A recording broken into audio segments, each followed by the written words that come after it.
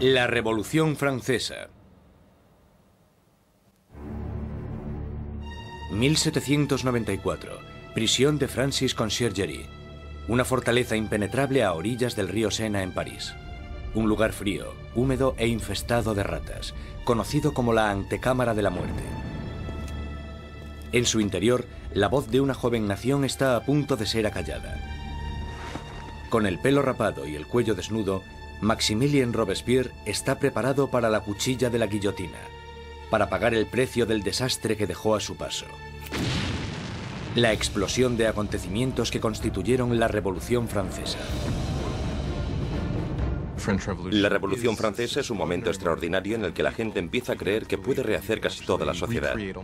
No solo pueden cambiar la política, las instituciones, sino que a través de la acción política pueden cambiar también la propia naturaleza humana.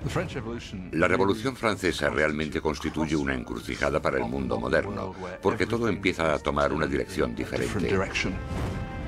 Nacida en plena era de la Ilustración, la Revolución fue testigo de cómo la tierra feudal le daba la espalda a la tradición aristócrata y trazaba un nuevo camino para el futuro. Hará temblar los cimientos de Europa y su impacto afectará al mundo entero. La Revolución Francesa es el acontecimiento más importante de la historia occidental. Hay avances como la Revolución Industrial, el capitalismo, pero en lo que se refiere a acontecimientos no se me ocurre ninguno más importante. Fue la revolución que más alteró las cosas, si consideramos que se deshizo de la Iglesia Católica, de la cristiandad, de la nobleza, del rey, de todo aquello que es tan fundamental antes del nacimiento del mundo moderno. La Revolución Francesa dará de comer a los pobres, traerá la democracia a Francia y establecerá un nuevo orden en la sociedad. Pero el progreso tendrá un precio. Fue un momento de una extraordinaria esperanza y ambición, y de repente se convirtió en la tragedia más espantosa. Ahora Robespierre está destrozado y derrotado. Pero hace solo 2 días se alzaba como el triunfador de la revolución más grande y sangrienta de toda Europa. Era tan fiel a sus ideales que le llamaban el incorruptible. Era tan poderoso que con la más mínima palabra podía sembrar el miedo en toda la ciudad. Robespierre era un excelente orador. Las palabras eran sus armas. Ahora, silenciadas por un disparo en la mandíbula, espera a que le llegue la misma muerte, rápida y brutal, que él impuso a muchos otros. La Revolución Francesa está a punto de probar su propia medicina. Cuando la situación en el campo empeora, la opinión de la gente sobre la monarquía empieza a cambiar. Se producen muchas malas cosechas y la inflación aumenta el precio de la harina, llevando a la escasez de la parte esencial de la dieta francesa, el pan. Pero naturalmente estas privaciones acaban a las puertas de Versalles. Mientras los monarcas continúan viviendo en la extravagancia, las quejas se traspasan al papel. A la corte real se le acusa directamente. ¿Sabe por qué hay tanta gente necesitada? ¿Es acaso que su lujoso estilo de vida devora en un día lo que 1 millar de hombres necesitaría para subsistir? ¿Quién es el hombre que está detrás de estas acusaciones? El mismo joven que solo unos años antes felicitó al rey y a la reina por su coronación. Maximilien Robespierre. La gente pronto tendrá un portavoz que pedirá la libertad y la igualdad por la revolución.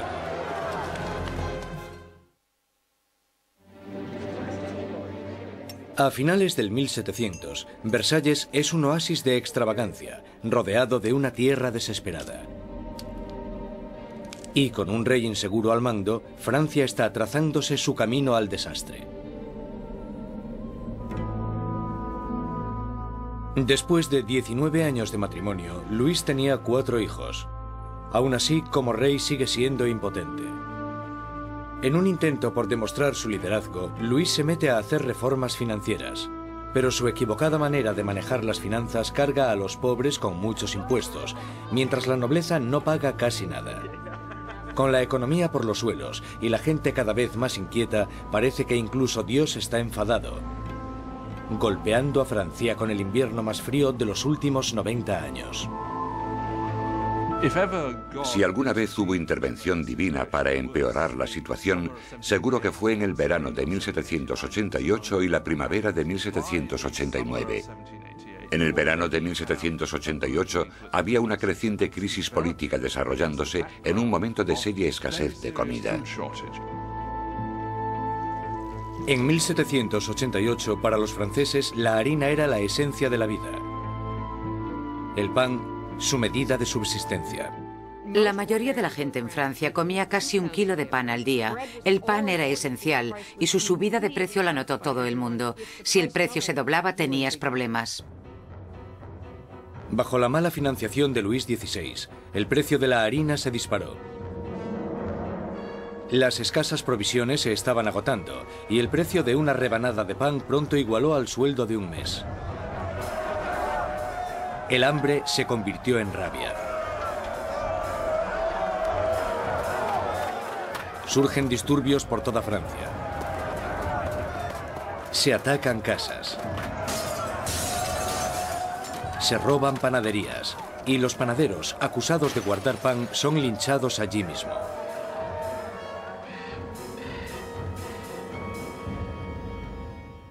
Con la economía destrozada, los bancos fuerzan a Luis XVI a contratar a un ministro de Economía, Jacques Necker.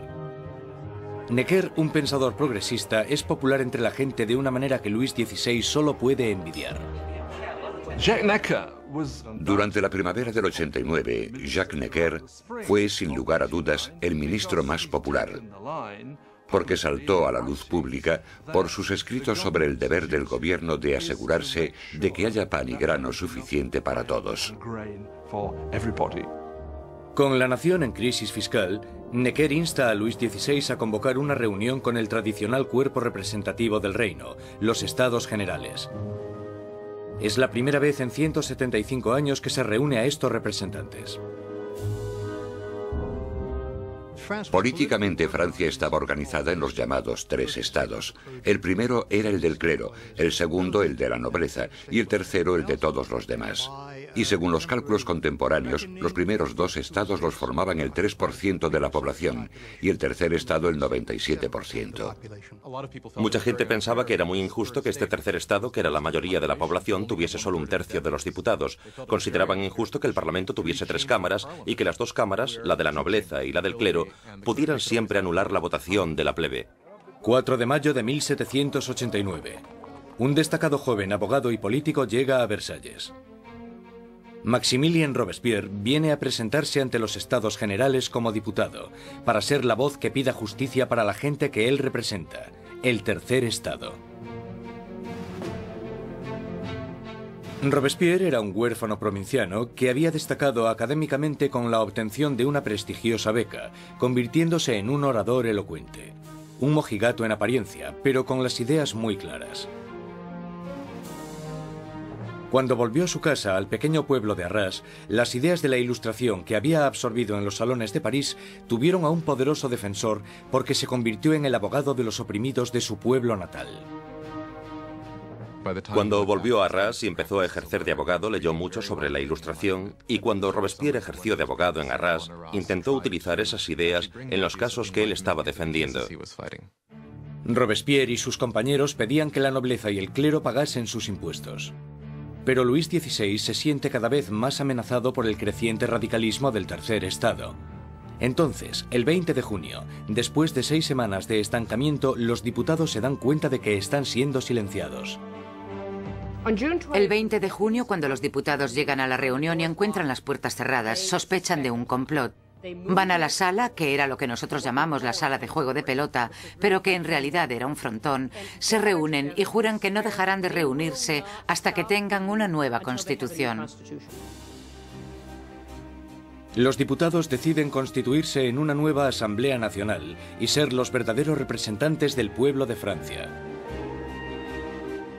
El juramento del juego de pelota es uno de estos grandes y simbólicos momentos de la historia de la Revolución Francesa. Tienes a todas estas personas reunidas en este gran espacio abierto que es la sala de juego, levantando sus brazos en una especie de saludo casi romano, y para esta Asamblea Nacional fue el momento en el que se dan cuenta de su poder y dignidad, y realmente vieron que podían derrocar al rey de Francia. La Asamblea Nacional nace de un revolucionario estado de rebeldía. Será una comunión de voces procedentes de todo el país, un cuerpo parlamentario representando la voluntad de la gente. Pero arrebatarle el poder al rey no será tan fácil como firmar una simple proclamación. Todas estas victorias iniciales que tuvieron lugar en Versalles son la mayoría victorias sobre el papel y ninguna se había llevado a cabo. Cuanto más nos vamos acercando a julio de 1789, más miedo tienen los diputados de Versalles de que el rey esté reuniendo al ejército para derrocarles. A principios de julio, 30.000 soldados toman posiciones en los alrededores de París. Para defenderse, la gente forma una nueva Guardia Nacional. Los revolucionarios asaltan las armerías de París y se van con más de 28.000 mosquetes. Lo único que les falta es la pólvora, y la gente sabe dónde encontrarla. En el centro de París se alza un enorme castillo de piedra, conocido como el símbolo del dominio feudal, la Bastilla. La prisión acoge los almacenes de pólvora de la ciudad y se conoce como la prisión de las torturas y las muertes inexplicables. La Bastilla había sido el gran símbolo del despotismo monárquico, el gran símbolo de los reyes de Francia yendo más allá de los límites de su propio poder. Para los franceses simboliza el horror. En medio de las revueltas se produce un sorprendente escándalo. Luis XVI despide a su ministro de Economía, el apreciado Jacques Necker, por portarse demasiado bien con el pueblo. Horas después de despedir a Necker, llega a París la noticia de que han despedido a su hombre preferido de la corte. No queda más opción que la sublevación. El 14 de julio, multitud de gente se reúne identificándose entre sí con un pequeño emblema. Rojo y azul son los colores de París, separados por el blanco, el color de la Casa de los Borbones.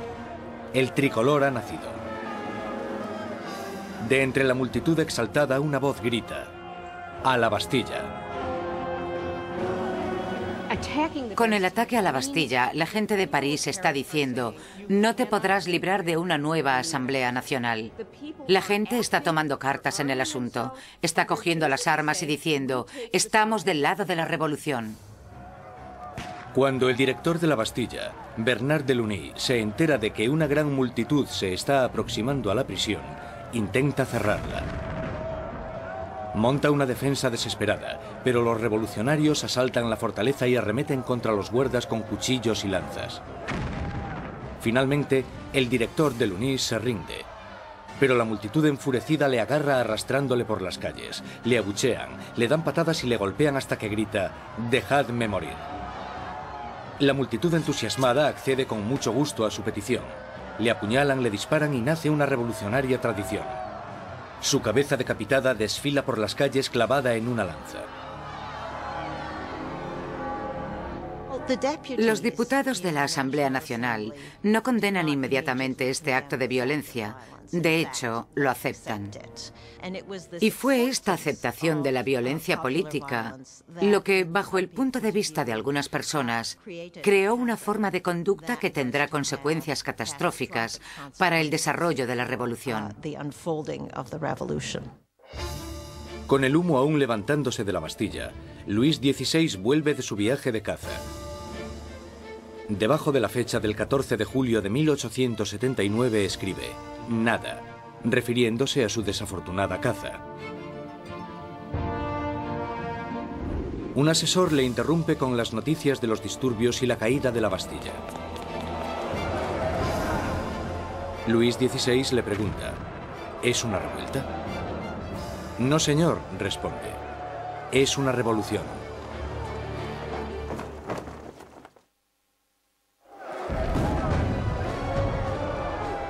La victoria en la Bastilla desata el irrefrenable torrente de la revolución.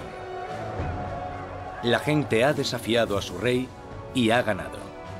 No hay vuelta atrás. Como símbolo de la derrota del feudalismo, la gente, hombres, mujeres y niños, atacan y destruyen la Bastilla con sus propias manos, ladrillo feudal a ladrillo feudal. 5 de octubre. París se despierta con un ensordecedor ruido de campanas. Las mujeres se reúnen cerca del ayuntamiento para protestar por la escasez de pan. Y, según la gente se va enterando de la ofensiva fiesta del rey, el miedo al acercamiento de las tropas reales se mezcla con la rabia. Pronto, miles de mujeres se dirigirán a Versalles, con lanzas y pistolas en sus manos. Las mujeres van a exponer sus quejas al rey. El núcleo de esta multitud estaba compuesto por las famosas poissardes, las temidas pescaderas de los mercados centrales, famosas por su complexión fuerte y su valentía. Iban equipadas con cuchillos enormes de escamar pescado y estaban muy fuertes para transportar cajas. Yo no me atrevería a meterme con ellas. Son mujeres de los barrios pobres que se ven afectadas por el aumento del precio del pan y la escasez de productos. De repente se dan cuenta de que tienen que hacer algo. Es bastante increíble que estas mujeres de a pie, que seguramente la mayoría no supieran ni escribir su nombre, de repente se convirtiesen en las protagonistas de un proceso histórico. En Palacio, la noticia de que había un grupo de mujeres acercándose llegó a oídos de la reina. Cuenta la leyenda que fue en este momento cuando María Antonieta dijo la famosa frase que en realidad nunca dijo. María Antonieta no dijo, dejadles comer tarta. Eso es un mito. Desgraciadamente a María Antonieta probablemente ni siquiera le importaron los pobres de su país el tiempo suficiente como para decir eso. Mientras las mujeres se reúnen fuera de las puertas, Luis XVI se da cuenta de que la revolución ya no puede ser ignorada. La tiene en la puerta de su casa. Acepta firmar la Declaración de los Derechos del Hombre y del Ciudadano, pero la multitud continúa aumentando durante la noche.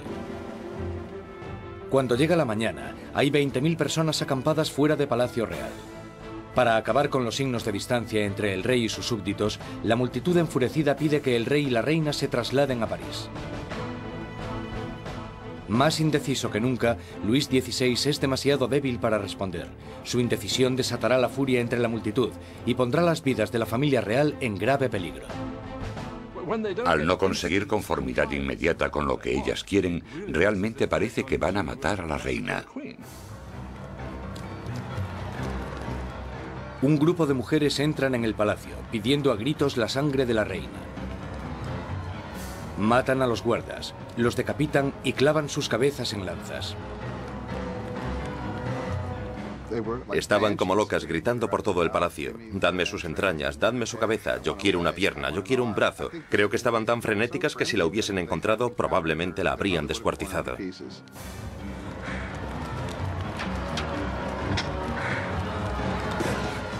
Temiendo por su vida, María escapa a los aposentos de Luis XVI solo unos minutos antes de que las mujeres entren en la habitación y hagan trizas su cama. El rey y la reina están ahora a la merced de la multitud. Y lo que la multitud quiere es un poco de atención por parte del rey. La única forma de que las mujeres se calmen es que la familia real acepte ir a París, porque creen que una vez que estén allí, entonces pueden obligarles a hacer lo que la gente de París quiera. 60.000 personas inician la marcha, llevándose de Versalles carros y carretas de harina de la despensa real. El carruaje real es escoltado todo el camino hasta París. El rey y la reina son obligados a ir a París, con las cabezas de los guardas que habían sido masacrados en el castillo.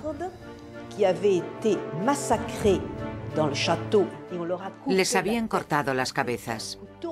Es realmente un acto de violencia extrema.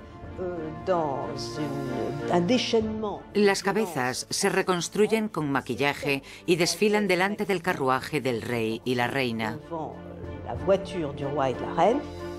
El rey y la reina hacen del Palacio de las Tullerías su nuevo hogar. Nunca volverán a ver Versalles. Una vez que la familia real se traslada a París, se convierten en prisioneros de París. Ellos lo saben y todos lo saben. Tienen grandes limitaciones de lo que pueden hacer. Son los prisioneros de la capital, de eso no hay duda. Abandonan Versalles y la asamblea se traslada a París. El poder está ahora en manos de la gente. Francia tendrá una nueva democracia, unas nuevas leyes, y una nueva e inolvidable forma de justicia hará su debut en el Estado revolucionario. La guillotina.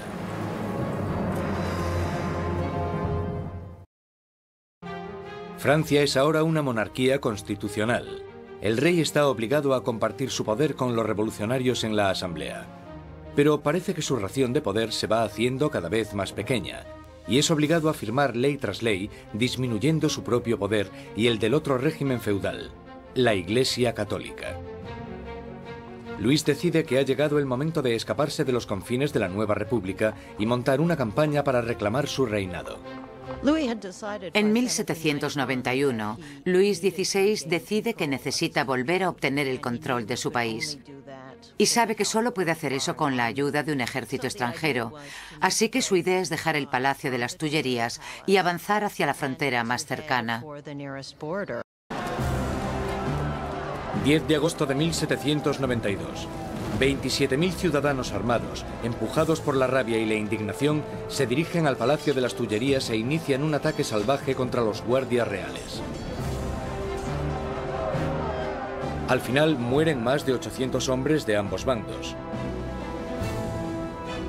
El rey huye y busca protección en la Asamblea, pero ya no existe la monarquía. A Luis le han quitado oficialmente su título. Ha nacido la República Francesa.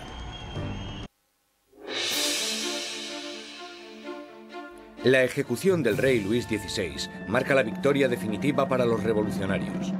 Un momento cumbre en el que la joven nación, la República Francesa, nace literalmente de la sangre. A finales de 1792, los radicales jacobinos, por miedo a que la nueva revolución corra peligro de ser saboteada por los traidores, deciden utilizar medios cada vez más violentos. Pero los girondinos, que representan a los campesinos franceses, quieren frenar la creciente violencia por miedo a que desencadene una guerra civil. 8 meses después de la ejecución de su marido y apenas unos días después de la ejecución de Charlotte Corday, encierran aquí a María Antonieta en una horrible celda totalmente sola. Una de las cosas más terribles que le suceden a María Antonieta es que después de la ejecución de Luis XVI, le quitan a sus hijos. Sus hijos eran lo más importante para ella y sabía que los revolucionarios someterían a su hijo a terribles torturas para que se olvidase de sus orígenes reales. Y parece que ella estaba en lo cierto. En tan solo un par de años, su hijo murió por causa del terrible abandono y las torturas a las que era sometido. María Antonieta, la que fuera una joven presumida, tiene ahora solo 38 años, pero la revolución la ha envejecido mucho más. María Antonieta era una mujer muy guapa, elegante, hasta que llegó la revolución. A partir de 1788 empezó a adelgazar. El pelo se le llenó de canas, dejó de ser coqueta y de ponerse guapa. Adelgazó muchísimo. El día del juicio estaba irreconocible. El 15 de octubre se celebra el juicio de María Antonieta y es acusada de traición y de dilapidar los fondos nacionales. Las pocas pruebas que se presentan son basadas en espantosos y vengativos rumores. Una acusación se añade a la lista. Es acusada de incesto con su hijo. Ante esta acusación, María Antonieta se alza para defenderse. Apelo a la conciencia y a los sentimientos de todas las madres presentes para saber si hay alguna de vosotras que no se estremezca ante la idea de semejante horror. Y en ese momento hubo un cambio de tercio porque todas las mujeres se sintieron culpables y se dieron cuenta de que habían llegado demasiado lejos con esas acusaciones. María Antonieta tiene esperanzas de que, en un momento de compasión pública, la deporten a Austria, pero sus esperanzas se echan por tierra cuando se entrega la sentencia. Correrá el mismo destino que su marido.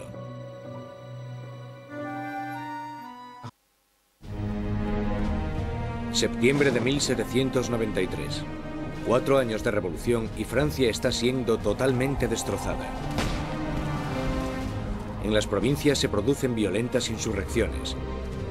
Y en la guerra contra Europa están perdiendo a muchos hombres. Tras sufrir una terrible derrota, los británicos toman la ciudad costera de Toulon. Europa está minando cada vez más las fronteras francesas. Francia es el país más grande y más poblado de Europa Occidental y tiene un gran poder militar. Y claro, cuando empezó la revolución, un montón de sus tradicionales enemigos y también un montón de sus tradicionales aliados pensaron, sí, esta es nuestra oportunidad, no para hacerse con algún territorio de Francia, sino para enriquecerse a su costa y debilitarla, para siempre. Francia está aislada de toda Europa. Gran Bretaña la está bloqueando y Austria y Prusia están atacándola e invadiéndola. La gente de París tiene miedo de que la victoria de la contrarrevolución dé lugar a un baño de sangre. Danton y Robespierre, los mejores oradores de la convención, se dan cuenta de que para poder salvar la revolución tienen que atacar. Convencen a sus compañeros para establecer una nueva y amenazadora ley marcial. Es hora de que todos los franceses disfruten de una igualdad sagrada. Es el momento de imponer esta igualdad mediante leyes que hagan justicia contra los traidores y conspiradores. Haced que el terror esté a la orden del día. Esto inicia un nuevo capítulo en la revolución. Un periodo de represión violenta llamado el terror. En un increíble cambio de tercio, los revolucionarios suspenden la nueva constitución y todos los derechos que garantizaba. Se colocan policías de paisano por todo el país. Cualquier persona sospechosa de realizar actividades contrarrevolucionarias es perseguida, sometida a un juicio rápido y mandada a la guillotina. Barcas llenas de rebeldes y curas atados entre sí son hundidas sin piedad. Más de 100.000 personas son asesinadas solo en la zona de la Vendée. En París, la hoja de la cuchilla cae a un ritmo aún más frenético.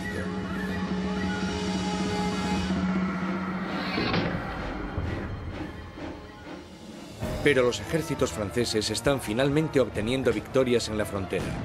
Bajo el mando de un magnífico joven comandante llamado Napoleón Bonaparte, el ejército francés obliga a la Marina británica a realizar una humillante retirada en Toulon. La revolución está en su punto álgido. Robespierre está en su momento de más poder. Ha acabado con los enemigos de la revolución y ha asegurado su éxito sembrando el terror. Durante un tiempo, el terror fue un mecanismo muy efectivo para conseguir la unión del país, la unión del gobierno, y para luchar en lo que fue, después de todo, una guerra en varios frentes, en el frente este, en el frente norte, contra enemigos externos. Una guerra civil en la zona de la Vendée, que fue la más sangrienta de todas, y también una guerra civil contra los girondinos y otros revolucionarios en contra del gobierno. El terror había alcanzado sus objetivos, pero no se para ahí, y no parará hasta que destruya al hombre que lo sembró. Maximilien Robespierre. El 27 de junio, ahora el 9 de Thermidor, aparece en la convención y da un discurso lleno de amenazas. Será el último discurso que dará.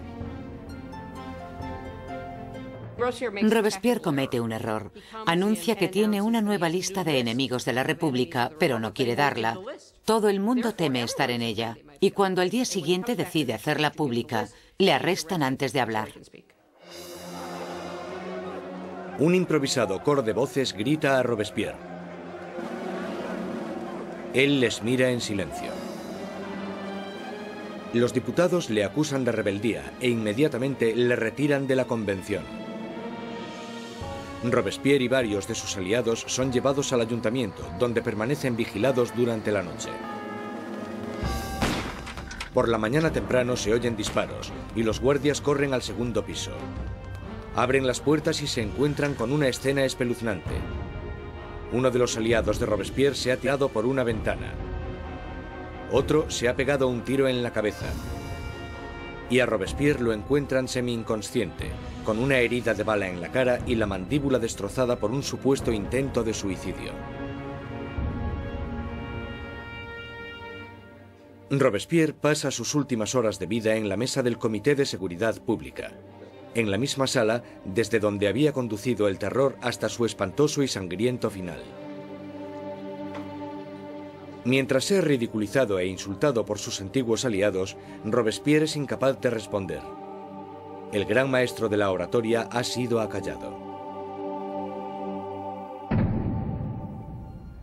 En la Conciergerie, donde la última reina de Francia le había precedido, Robespierre se prepara para la hoja de la cuchilla nacional. Su compañero de celda, el revolucionario Saint-Just, le señala un dibujo de los derechos de los hombres y el ciudadano, y declara: por lo menos hicimos eso. Robespierre encabezó la revolución y cambió la estructura de Francia. Estableció un nuevo orden de sociedad e instauró un sistema sangriento y tiránico para asegurarse el éxito. Pero estaba destinado a ser una de las últimas víctimas de este sistema. Resulta que la gente quiere realmente acabar con el terror, pero nadie sabe cómo hacerlo. Lo único que puede acabar con el terror, y parece que en eso todos están de acuerdo, es la caída de Robespierre.